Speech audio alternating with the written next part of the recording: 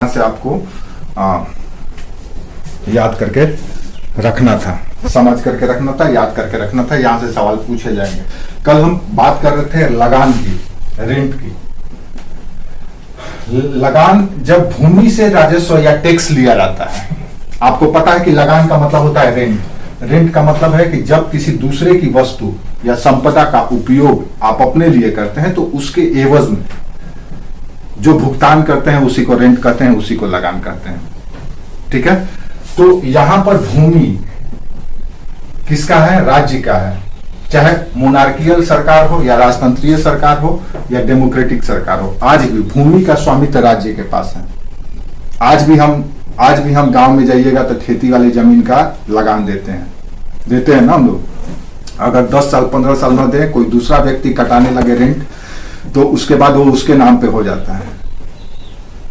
आज भी हम लोग लगान देते हैं, बहुत कम मात्रा में देते हैं, इंडिकेटिव है, 10 रुपया 20 रुपया इस तरह से, मतलब कट्ठा या बीघा के हिसाब से दिया जाता है। हमको उतना पता नहीं है कितना दिया जाता है, लेकिन बहुत कम है, हमको पता है।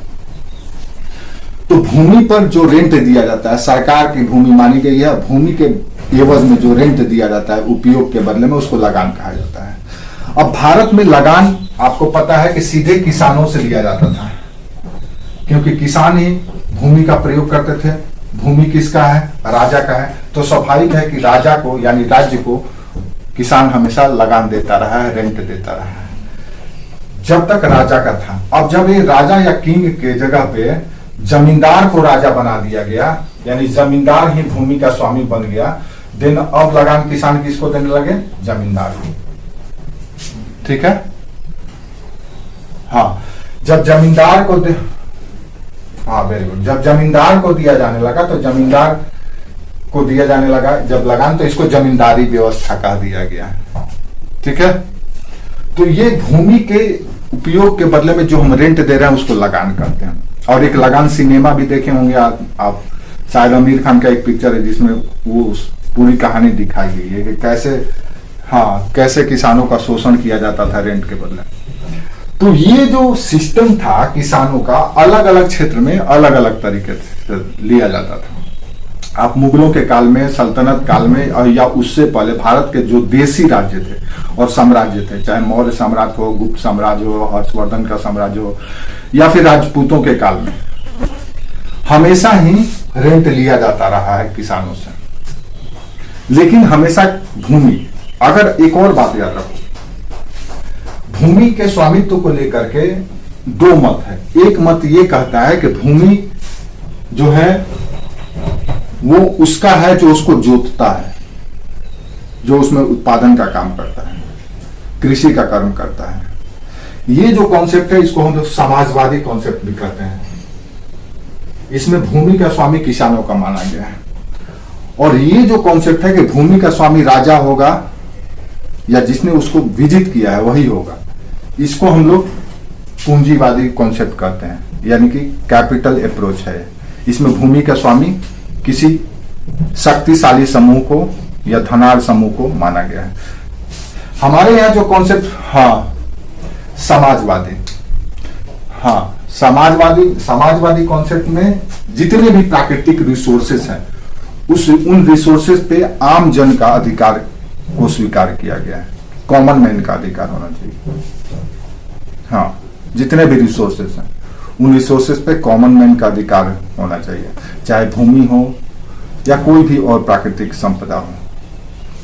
ठीक है, तो लगान जो लेने का परंपरा है, रिवायत है, वो नया नहीं है। और हम एक बात और भी कल बताए थे कि राज्य का जो कॉन्सेप्ट है, राज्य की जो संकल्पना है, उस संकल्पना में चाणक्य ने अपनी पुस्तक अर्थशास्त्र में, यानी कौटिल्य ने अपनी पुस्तक अर्थशास्त्र में जब राज्य की संकल्पना प्रस्तुत की तो उन्होंने राज्य के 7 अंग की बात की थी कि राज्य के 7 अंग होते हैं, उन्हीं 7 अंगों से मिलकर के राज्य का सृजन होता है। जैसे मनुष्य के व्यक्तित्व का या मनुष्य का व्यक्तित्व कैसे सृजित होता है, तो मनुष्य का व्यक्तित्व उसके आउटलुक से, हाथ पैर नाक कान इसके और उसके इंटरनल यानी कि आंतरिक क्वालिटी से, इन सब से मिलकर के व्यक्तित्व का सृजन होता है। उसी तरह से राज्य के सृजन के लिए कौटिल्य ने 7 अंग बताए थे, जिसमें एक अंग था कोष यानी खजाना, यानी राज्य वही होगा जिसके पास अपना सेना होगा, जिसका अपना अधिकारी होगा, जिसका अपना एक ज्योग्राफिकल टेरिटरी होगा, जिसका अपना खजाना होगा। तो जो 7 चीज बताए गए उसमें से एक खजाना था, यानी कि राजस्व, रेवेन्यू। वो रेवेन्यू लगान के रूप में आता था। तो इसीलिए लगान यानी राज्य के लिए, राज्य के अस्तित्व बनाए अगर जानना है या राज्य के अस्तित्व को समझना है, दिन लगान वहां पे उपस्थित होना चाहिए। जिस दिन राज्य आपसे टैक्स लेना बंद कर देगा, दिन वो राज्य नहीं होगा, वो ट्रस्ट हो जाएगा। फिर हाँ, वो ट्रस्ट संरक्षक हो जाएगा। वो हाँ, चाणक्य ने अपने अर्थशास्त्र पुस्तक में, चाणक्य कहिए या कौटिल्य कहिए या विष्णुगुप्त कहिए, तीनों एक ही व्यक्ति का नाम है। चाणक्य दरअसल इनका टाइटल था, नाम इनका विष्णुगुप्त था। चाणक्य इनकी टाइटल थी, इनके पिता का नाम भी चाणक्य, नाम के आगे चाणक्य था। तो कौटिल्य कहिए या विष्णुगुप्त कहिए या चाणक्य कहिए, इन्होंने अपनी पुस्तक में जिसका नाम था अर्थशास्त्र, उसमें सप्तांग थ्योरी दिया है कि राज्य के 7 अंग होते हैं। उस 7 अंग में एक कोष की ट्रेजर की कल्पना की गई है कि राज्य होने के लिए राज्य के पास अपना खजाना होना चाहिए। तो राज्य के पास खजाना कहां से होगा? रेवेन्यू कलेक्ट करके, यानी टैक्स संग्रह करके। टैक्स कौन कौन सा होता है? तो टैक्स 2 तरह का होता है, डायरेक्ट टैक्स, इनडायरेक्ट टैक्स। तो डायरेक्ट टैक्स वो है जो सीधे उपभोग करने वाला व्यक्ति ही टैक्स दे। इनडायरेक्ट टैक्स क्या होता है? इनडायरेक्ट टैक्स आपके बदले कोई दूसरा कोई टैक्स देता है, उसको हम इनडायरेक्ट टैक्स करते हैं। और डायरेक्ट टैक्स भले ही कोई दे चाहे नहीं दे, लेकिन इनडायरेक्ट टैक्स हर एक कोई देता है। गरीब भी इनडायरेक्ट टैक्स देता है। गरीब भी अगर 5 रुपए का साबुन करेगा लेगा तो उसमें टैक्स इंक्लूड होगा। तो इनडायरेक्ट टैक्स सभी लोग देते हैं। अगर कोई कहता है कि हम टैक्स नहीं देते हैं, हमें सरकार से कुछ मांगने का अधिकार नहीं है, तो वो गलत कहता है। वो अगर 5 रुपए का पेन भी खरीदता है तो भी वो टैक्स देकर के ही खरीदता है। ठीक है? तो टैक्स यानी लगान शुरू से ही राज्य के आय का प्रमुख स्रोत रहा है या प्रधान स्रोत रहा है। उन्हीं स्रोतों से राज्य हमेशा समृद्ध होता रहा है, संचालित होता रहा है और अपनी जरूरतों को पूरा करता रहा है।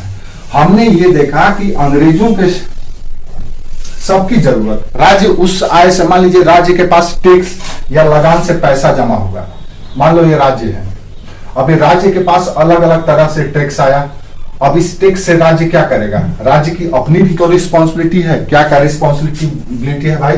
तो उसको सेना रखना है, उसके पास अपने अधिकारी लोग हैं, तंत्र है, सिस्टम है, जो गांव लेवल से लेकर के राजधानी स्तर तक काम करते हैं।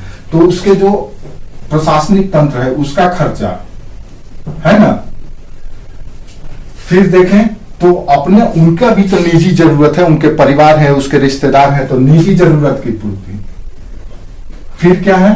तो लोक कल्याण के कार्य, जैसे राज्य सड़क बनवा रहा है, पेयजल की व्यवस्था कर रहा है, सिंचाई की व्यवस्था कर रहा है, नहर खुदवा रहा है, तालाब खुदवा रहा है, कुआं खुदवा रहा है, पेड़ लगवा रहा है, बगीचा लगवा रहा है, विद्यालय बनवा रहा है, मंदिर का निर्माण करवा रहा है। ये सब जो काम होता है लोक कल्याण का या जन कल्याण का, उसमें राज्य हिस्सा देती है ना। तो वो सब कार्य यानी कल्याणकारी कार्य, इन सारे कार्यों के लिए राज्य को आय चाहिए। और ये आय कहां से आएगा? तो थ्रू लगान या टैक्स के थ्रू, यहीं से आएगा। या फिर राज्य को फिर व्यापार करना पड़ेगा, बिजनेस करना पड़ेगा, जैसे मौर्य काल में होता था। मौर्य वंश बिजनेस स्वयं करता था, क्योंकि वो व्यापार, हाँ आज भी तो सरकार और राज्य व्यापार करती है। आज जो पब्लिक सेक्टर यूनिट है, जो आपका पीएसयू है, वो क्या है?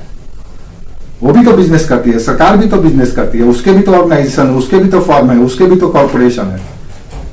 ओएनजीसी है तो भेल है तो गेल है तो डेल है, तो ये सब क्या है? तो आज भी सरकार बिजनेस करती है, क्योंकि उसका आय वहां से पूरा नहीं होता है। सरकार के पास आय का कई स्रोत है। किसी को कर्जा देती है, उस पर लोन लेती है, इंटरेस्ट लेती है, तो कहीं ना कहीं से अपना आय, और ये आय के माध्यम से ये सारी जरूरतें पूरा करती है। तो जब भी किसी राज्य को बने रहना है तो उसको लगान लेना जरूरी है। अगर वो लगान नहीं लेगा तो वो ज्यादा दिन एक्सटेंड नहीं कर पाएगा, वो गिर जाएगा। ठीक है?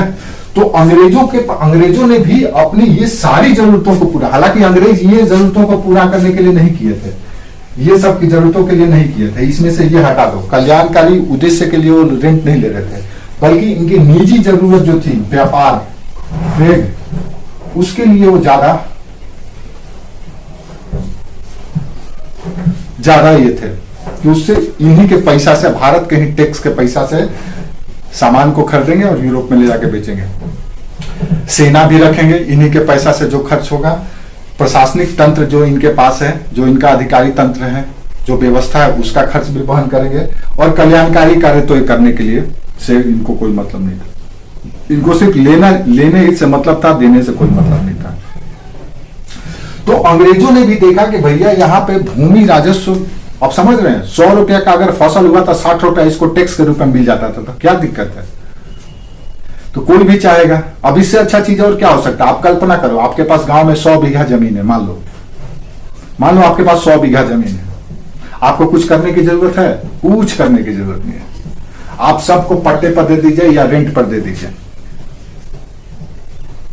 आपको हर साल इतना पैसा मिल जाएगा कि आप बैठे बैठे जीवन यापन कर लेंगे, कोई टेंशन नहीं है। आज भी जो बड़े बड़े पैसे वाले लोग हैं वो क्या करते हैं, रियल एस्टेट में इन्वेस्ट करके उसको रेंट पे दे देते हैं। वो जिंदगी भर मौज मस्ती से खाते रहते हैं, उनको किसी तरह का कोई जरूरत नहीं होता।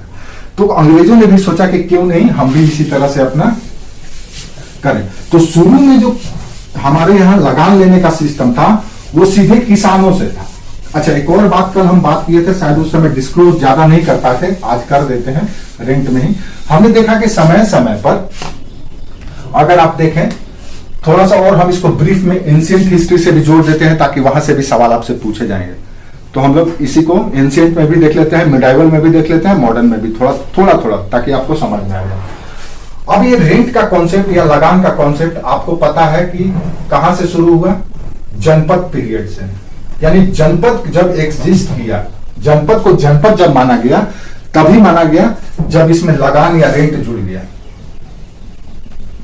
आपको पता है जनपद क्या है, जन और पद, यानी कि जनता या सामान्य जन और उनकी पहचान को जनपद कहा जाता था। तो मान लो एक ज्योग्राफिकल टेरिटरी में, इस क्षेत्र में कोई व्यक्ति है राम, और उसका कुनबा, उसके खानदान, उसके परिवार, उसके रिश्तेदार लोग रहते हैं। ऐसे मान लो 1000 या 5000 लोगों का एक कबीला है, उस कबीला का प्रमुख है राम। ठीक है, ये कबीला जब तक कबीला था, एक स्थान से दूसरे स्थान तक मूव करता था कि आज यहाँ JSR में है, कल पटना में है, परसों दिल्ली में है, तब तक वो लगान से या जनपद से कोई मतलब नहीं था। ये तरह से घूमने फिरने वाला समूह था जो एक जगह जाता था, वहां पे शिकार करता था और जंगली फसल से जो भी हासिल होता था, कंद मूल फल, उसको लेता था। और जब वहां पे शेष रह जाता था, खत्म हो जाता था, देन वो दूसरे जगह शिफ्ट कर जाता था। लेकिन जब यही कबीला एक जगह रुक गया, मान लो कि ये JSR में आकर के या जमशेदपुर में आकर के रुक गया, अब इसको यहीं पर अनाज भी मिलने लगा, धान गेहूं जो भी है इसको यहाँ पे मिलने लगा। तो क्या किया, वो धीरे धीरे यहीं पर बस गया, क्योंकि इसको जो बेसिक नीड है या बुनियादी जरूरत है उसको यहाँ से मिलने लगा प्रॉपर। वो थोड़ा सा साइंटिफिक भी हो गया, साइंटिफिक टेम्परामेंट का भी हो गया, वो विज्ञान तकनीक को जान गया, तो वैज्ञानिक पद्धति से स्वयं खेती भी करने लगा, रोपण कृषि करने लगा, जंगली कृषि से रोपण कृषि करने लगा। दिन वो स्टेबल हो गया। अब इसको भोजन के लिए एक स्थान से दूसरे स्थान जाने की जरूरत नहीं रही, एक जंगल से दूसरे जंगल, एक नदी से दूसरे नदी, एक पहाड़ से दूसरे पहाड़ जाने की जरूरत नहीं रही। अब एक ही जगह पे रह सकता था। अब जब ये रहने लगा तो यही चीज जनपद कहलाने लगा। कौन सा जनपद, तो राम का जनपद। कौन सा जनपद, तो जमशेदपुर का जनपद कहलाने लगा। अब जब एक जगह ये रुकने लगा तो इसके मन में हमेशा एक डर बने रहता था कि कहीं दूसरे कबीले के लोग, मान लो पटना कबीले के लोग कहीं आकर के इसके जो संसाधन है, जो फसल है, जो और रिसोर्सेस है, प्राकृतिक रिसोर्सेज, चाहे पशु हो, कंदमूल फल हो, फसल हो, या और भी जो भी संसाधन, कहीं दूसरे आकर के ना ले ले, छीन ले दूसरा कबीला। क्या होता था, एक कबीला से दूसरा कबीला में क्यों मार होता था, एक कबीला दूसरे कबीले के संसाधनों पर कब्जा करना चाहता था, और आज भी होता है। आज भी जो वर्ल्ड कम्युनिटी, जो इंपेरियलिज्म का कॉन्सेप्ट है, साम्राज्यवाद का, वो क्या है? चाइना सबसे बड़ा आज भी साम्राज्यवादी है। आज भी दुनिया के दूसरे देशों का, लगभग 18 देशों के साथ उसका सीमा सख्ता है चाइना का, और उन 18 देशों के साथ इसका कंट्रोवर्सी है, विवाद है, सीमा विवाद है। क्यों विवाद है? क्योंकि ये उसकी भूमि का दावा करता है कि ये मेरा भूमि है। तो ये चीज यहां पहले भी था, आज जो चाइना कर रहा है या हम कर रहे हैं। जैसे आज भी हम पीओके के लिए हमेशा तत्पर रहते हैं कि पीओके मेरा है, ऑक्साई चीन मेरा है, बांग्लादेश मेरा है, पाकिस्तान मेरा है। आज भी हम लोग दावा ठोकते हैं ना कि वो हमारा हो जाए। क्यों? क्योंकि वो हमारा भूमि है, वहां पे हमारा रिसोर्सेज है, जो भी रिसोर्स है। तो ये चीज उस समय भी था। तो कोई जनपद या कोई कबीला दूसरे कबीले से अपने आप को बचाने के लिए, अपने संसाधनों को सुरक्षित रखने के लिए क्या किया कालांतर में, कि वो अपने में से ही एक व्यक्ति को राजा बना दिया। इसका काम ही होगा अपने कबीले का, अपने जनपद का रक्षा करना। अब ये राजा अकेला क्या करेगा? तो इसके लिए इसको क्या चाहिए? तो इसको सहायता देने के लिए, इसको परामर्श देने के लिए, इसको सहयोग करने के लिए बुद्धिजीवी चाहिए, इंटेलेक्चुअल।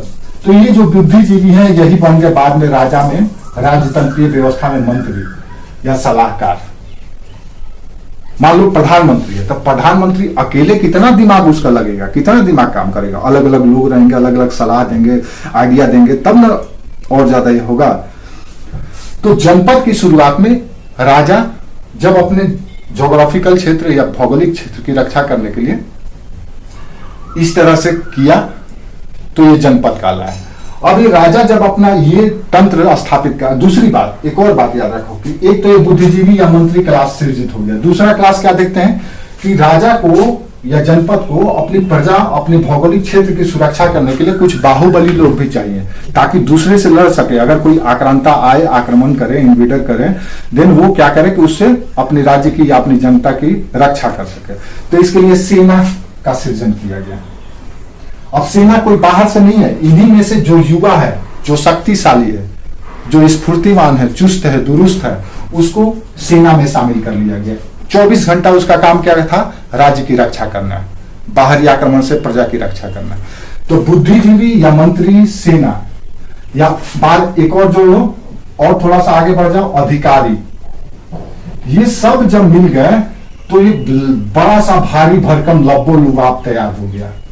अब इनकी खर्चा कौन करे, कौन उठाएगा, कौन वहन करेगा? अगर सैनिक सेना का काम, आधा दिन सेना का काम करे, आधा दिन खेती का काम करे, तो राज्य की रक्षा होगी? नहीं होगी।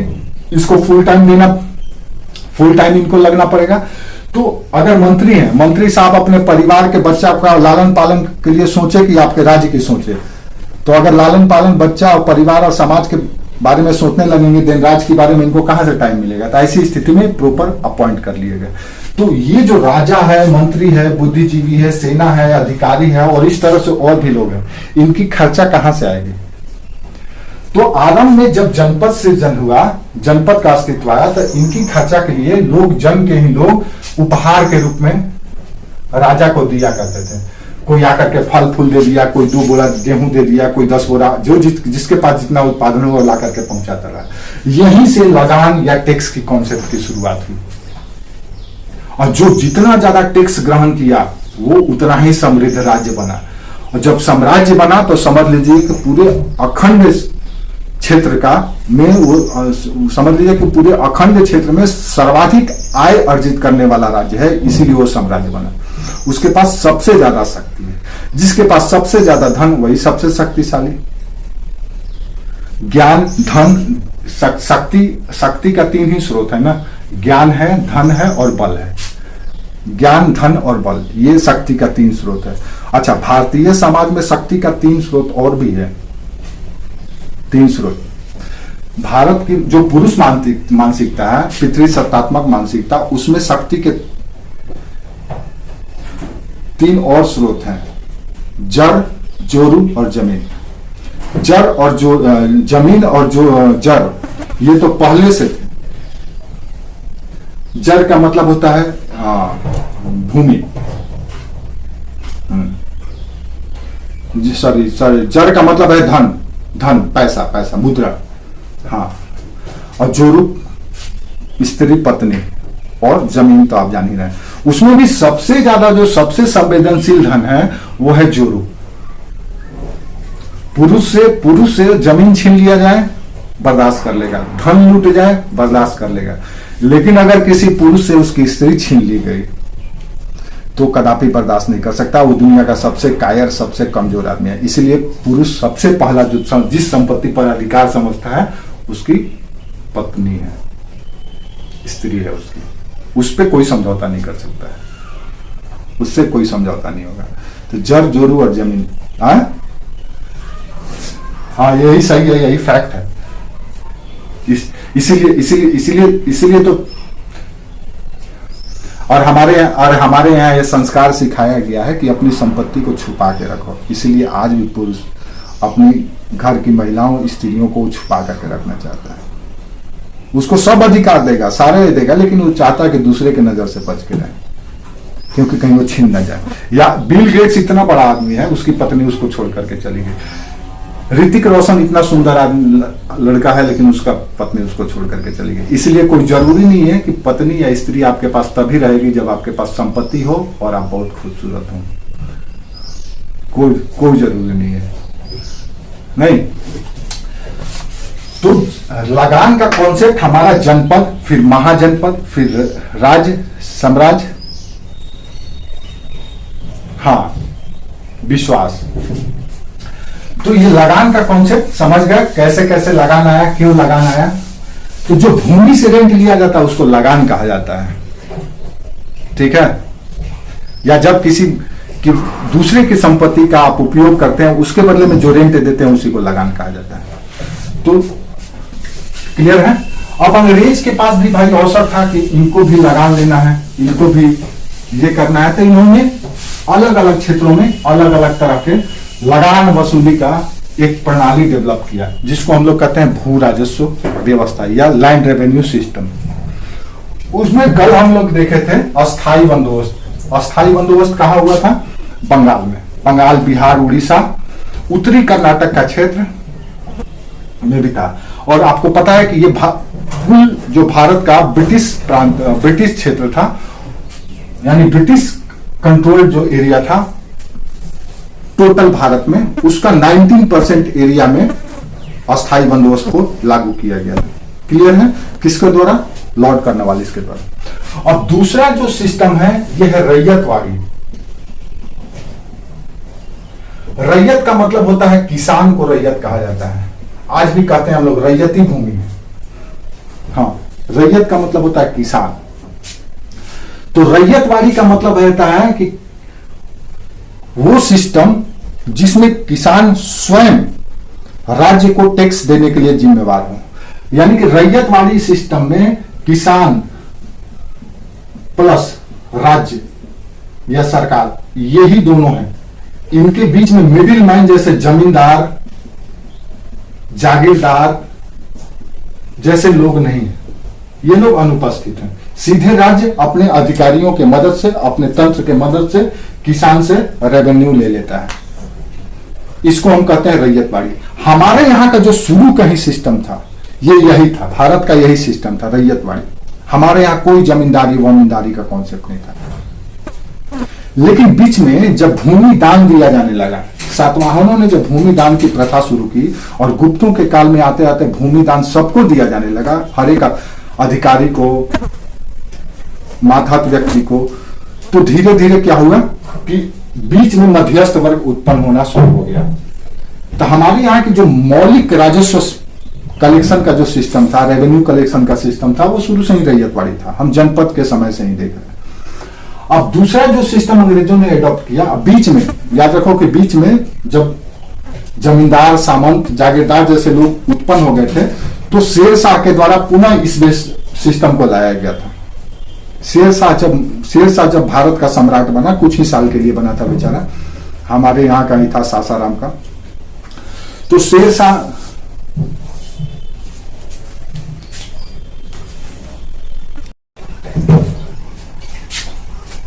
नहीं, हम क्वेश्चन पूछ रहे थे। तो ठीक है, रैयतवाड़ी में हम लोग ये बात कर रहे थे कि सीधे किसान और राज्य दोनों एक दूसरे से एक, हाँ, जो आपके यहाँ शुरू से ही यही सिस्टम था, रैयतवाड़ी व्यवस्था ही था। बीच में सामंतवादी जब सिस्टम आया तो बीच में जमींदार जागीरदार या सामंत लोग आ गए जो स्वयं अपने किसानों से अपने जो रियाया होते थे या जो प्रजा होती थी उससे वसूल करते थे और राज्य को भी देते थे, अपने रखते थे। लेकिन फिर शेर शाह के द्वारा इस सिस्टम को लाया गया पुनः।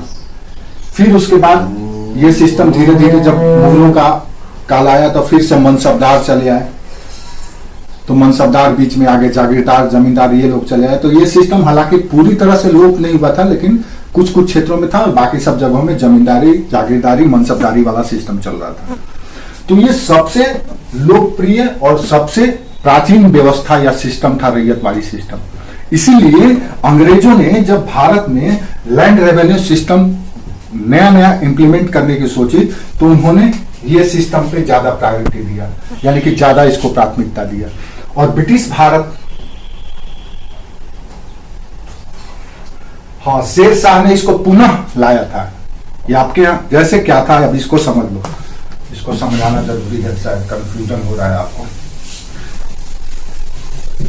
दरअसल मान लो ये भारत है, ये एक भारत है।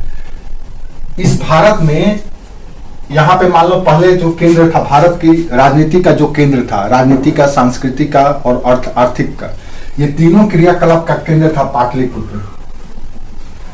अगर आप भारत की बात कर रहे हैं देन पाटलिपुत्रा की बात कर रहे हैं, यानी कि सब चीज का क्लासिकल प्लेटफॉर्म या क्लासिकल जो स्टेज या क्लासिकल एक एग्जाम्पल सेट किया गया वो पाटलिपुत्र के द्वारा ही सेट किया गया है भारत का।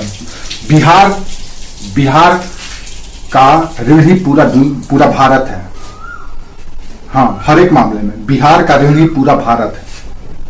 भले ही आज बिहार पूरे भारत का ऋण ही बन गया है, सबसे गरीब स्टेट में आता है, दूसरे पायदान पे आता है उड़ीसा के बाद, लेकिन ये भारत का सबसे जो फोकल सेंटर था वो पाटलिपुत्र ही था, बिहार ही था। ये अकेले इतना क्षमता रखता था, मद्दा रखता था कि पूरे हिंदुस्तान को खिला दे, हिंदुस्तान को पहना दे, हिंदुस्तान को घुमा दे, सब कुछ करा दे, इतना इसके पास क्षमता था।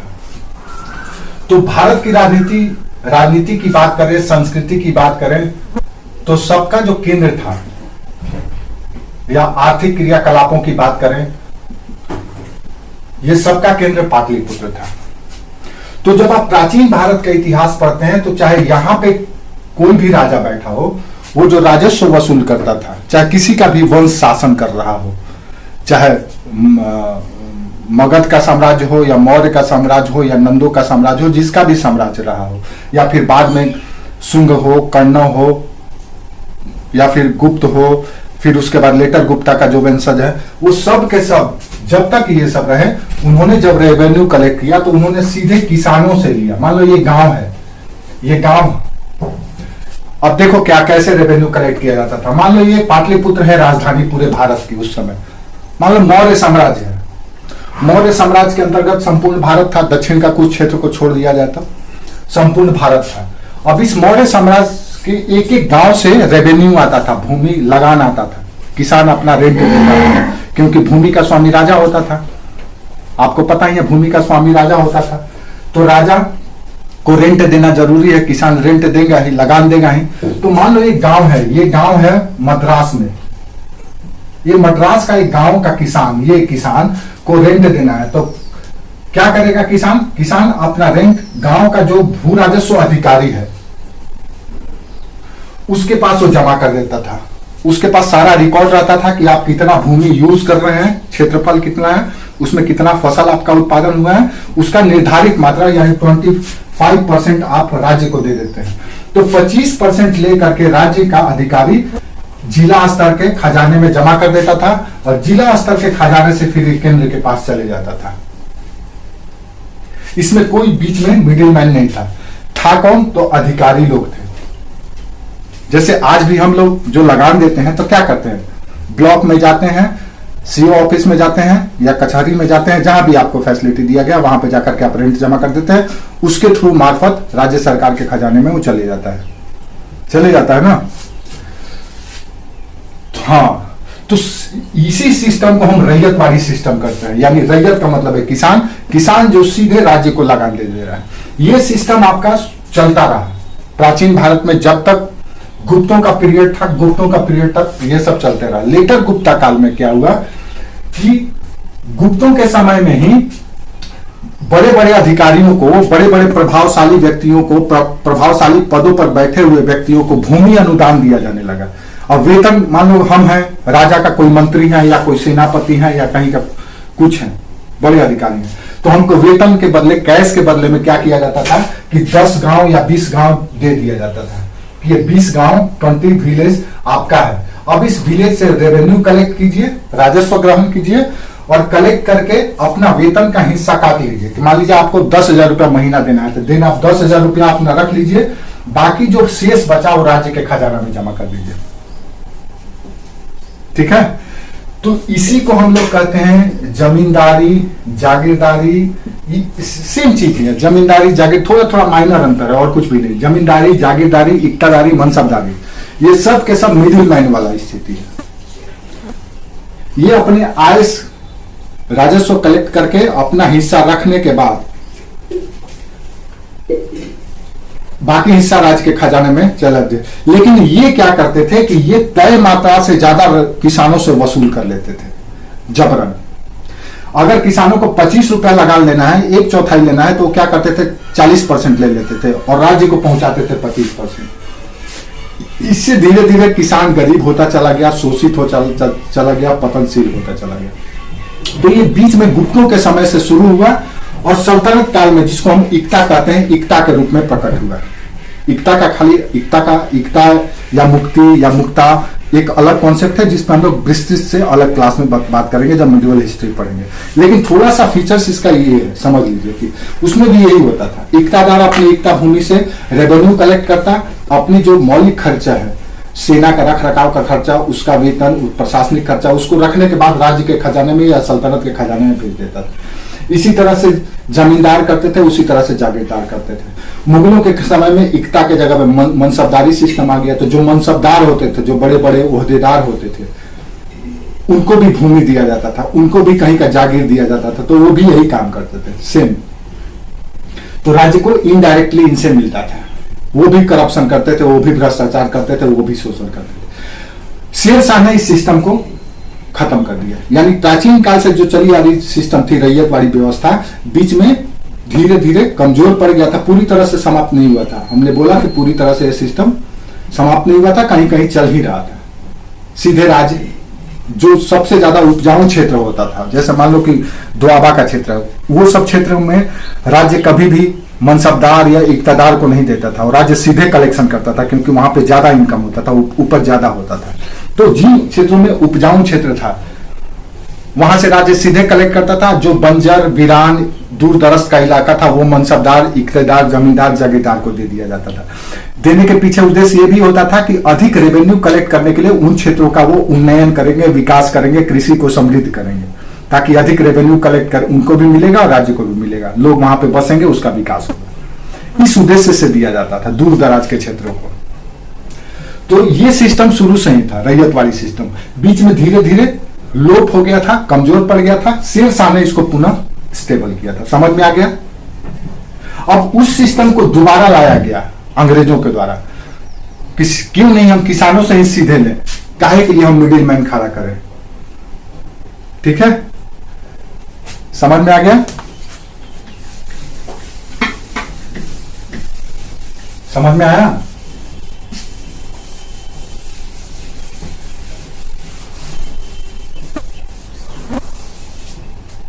हाँ,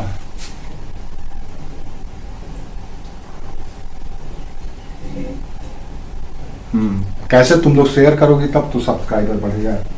हम कैसे बढ़ें? किस? हाँ, तो जो